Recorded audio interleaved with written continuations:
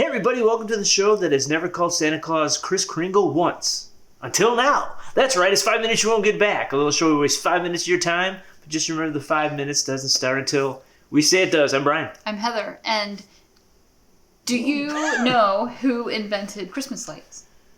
That would be Mr. Luminescence? I don't know where no. Anyway. It was Thomas Edison. Oh, actually, sadly, I did know that because I was looking up some Christmas trivia for somebody else, and that was there. Oh, if I would have actually thought about it. And it was his partner who applied it to Christmas trees. And just in case you forget, make sure that when you light your tree with Christmas lights, that you check your lights before you put them on the tree. Else, sometimes you find some lights don't work. And then you got to rearrange the whole thing. For the record, we haven't finished the decoration yet. It's in process. It's in process. A real quick trivia question for you then. Okay. What's considered the oldest Christmas card, or maybe the first Christmas card ever, is still in existence. Guess how much it's worth? How much This it's was worth? the trivia question I went with. I'll give you. I'm close to the dollar. $45,000. Oh, not too bad. It's $28,127, I think. 40. $28,000. That's a very specifically odd amount. It's 28,000 something. I do remember that. It was just last night I looked this up. So 28,000. So yes, the first quote unquote official Christmas card is valued. It was at an auction. It's 28,127. I think. Okay. I know it's a very specific number. I have it in my bedroom. I didn't tell you I bought it. We can't afford a new car, but we have a Christmas card. Great. So anyway. All right. Merry Christmas, everybody. Shall we start the 5 minutes? Yeah, I'm starting. Boom. Started. Right now. So, real quick, as I always say at the beginning of every show, and it's never real quick, but this one will be. We play a little Christmas game every year, and we'd like to invite you to. It might be a little late in the season to do this now, but we would like to suggest it for future years. First, pick your retail store of choice. They have to have Christmas decorations. We focus mainly on two things. The second one, we don't really focus on too much. We just kind of make predictions and then we see if we're right. We don't make anyway. Nobody wins any money or gift cards or candy or anything. So it's ornaments and wrapping paper. We use Target, and we visit Target when they open up their Christmas shop. And we look at the breadth of ornaments and wrapping paper, and we try to pick the thing we think will be left at the end of the season on clearance. Because there's always that one ornament. You'll have all these ornaments that have 2 or 3 left over, or they're sold out. But you have always that one ornament that has all of them still there. Yeah, the one that nobody likes. So apparently, someone doing purchasing is not. Yeah. Paying very good attention, or they pull them out every year, and they hope that they maybe will.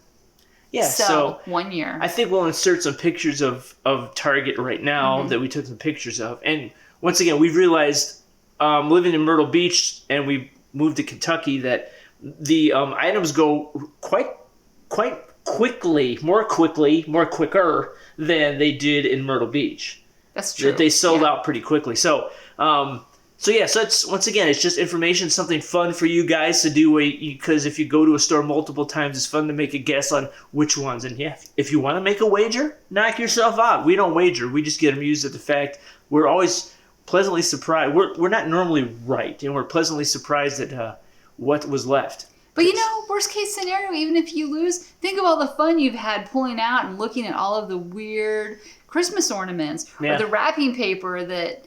I never get the wrapping paper right. Ever. I don't know, something kind of odd and not Christmassy on it.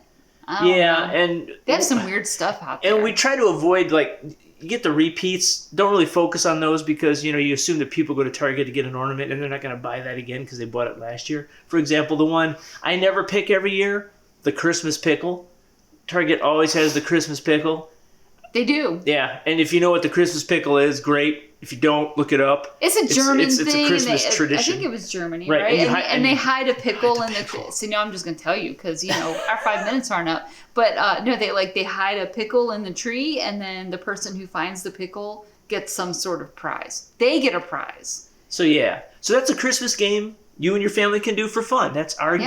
You know what? That's officially our gift to you this year. And in a couple weeks, we'll revisit this and talk about the ornaments that were left and why we think they were left within reason. Maybe.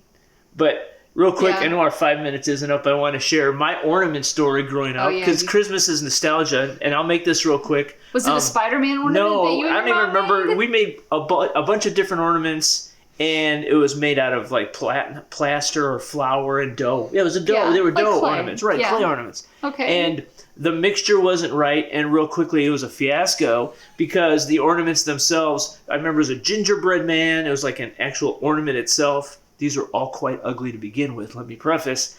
And they weighed approximately 300 pounds apiece. So when we put them on the tree, the actual branch, because back in the day we had a real tree, the tree branch would like bend down to here, and then we actually had to be careful because the ornaments were so heavy that they could actually topple the tree.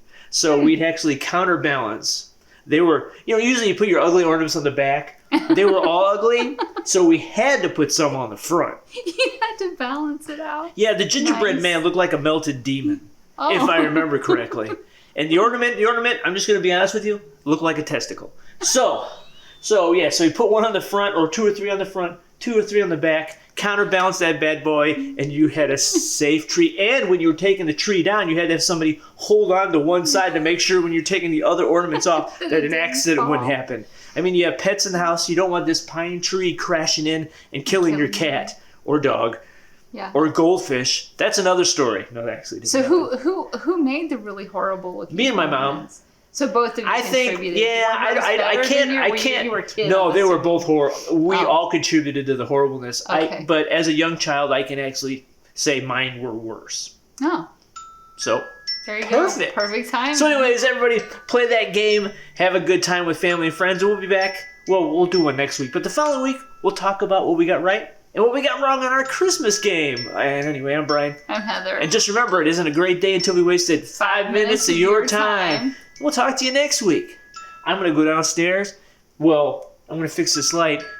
Then we're going to decorate the tree.